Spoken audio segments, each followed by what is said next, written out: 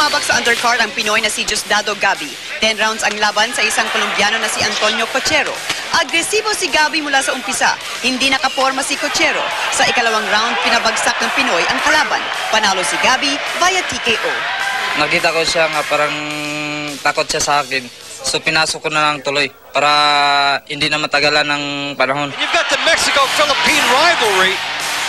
Pero hindi sinwerte si Jerry Peñalosa sa laban kay Daniel Ponce de Leon ng Mexico para sa WBO Super Bantamweight belt. Mula sa opening bell, hataw kaagad ang defending champion na Meksikano. Pero sinagot naman ito ng Pinoy. Malalakas na suntok sa mukha ang binitiwan ni Jerry at nagpakita siya ng pambihirang resistensya kontra sa mas batang kalaban. 1,399 ang bilang ng suntok na binitawan ni Ponce de Leon. Pero ayon kay Peñalosa, hindi naman siya nasaktan. Still the light featherweight champion of the world. Sa huli, nagulat ang lahat sa unanimous decision na binigay ng mga judge kay Ponce de Leon. Labis ang kalungkutan ng Team Peñalosa dahil sa naging kinalabasan ng laban. I'm sorry to all my countrymen, the people out there in the Philippines. I'm very sorry. I really thought I won the fight. Sa lahat ng fights niya, this is the first time na hindi ako natakot from first round to 12 rounds. I was watching the fight from first round to 12 rounds. I was confident that he won the fight. Ito yung fight talaga na alam kong panalo siya. So I don't feel sad. I felt bad. Let's get ready to rumble. Sa main fight para sa WBC Super Featherweight belt, gera kaagad ang nakita ng mga fans habang nagpalitan ng suntok sina Marco Antonio Barrera at Juan Manuel Marquez. Mainit ang dalawang Meksikano. Sa 7th round, binugbog ng gusto ni Marquez ang defending champion. Groggy si Barrera nang makatama ng malakas na kanan ang challenger.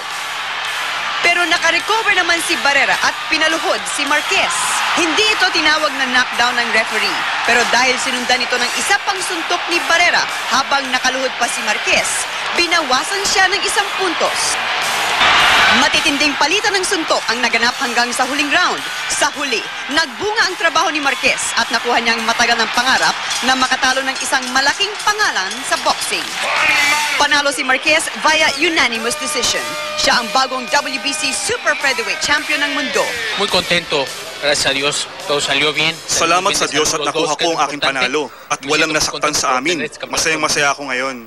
Dayan Castillejo, patron ng Pilipino, Las Vegas, Nevada. Wala namang mapagsidlan ng tuwa ang mga kaanak ni Diosdado Prince Gabi sa natamo nitong tagumpay sa laban kahapon sa Las Vegas, Nevada. Mangiyak-iyak pa ang kanyang mga magulang sa panalo ng anak sa Junior Bantamweight Division. Pinahanga ni Gabi maging ang mga kababayan niya sa Davao City dahil hindi siya nagpadaig sa pinatumbang Colombian boxer na si Cochero. Isang engranding pagsalubong ang balak nilang ihanda sa pagbabalik ni Gabi. Masama pa rin ang loob ni Jerry Peñalosa sa pagbibigay ng unanimous decision ng mga judge sa kalabang Mexican champion na si Daniel Ponce de Leon. Gusto na sanang magretiro ni Peñalosa kung nakuha lang niya ang world title. Pero ngayon, humihingi siya ng rematch para patunayan na kayang-kaya niya ang Meksikano. Kung hindi raw ito mangyayari, bibigyan ng Golden Boy Promotion si Peñalosa ng isa pang world title fight laban naman kay Johnny Gonzalez na kampiyon sa 118-pound division. Humihingi rin ng rematch si Marco Antonio Barrera kay Juan Manuel Marquez. Naniniwala si Barrera na siya pa rin ang panalo sa kanilang bakbakan. Payag naman dito sa rematch si Marquez.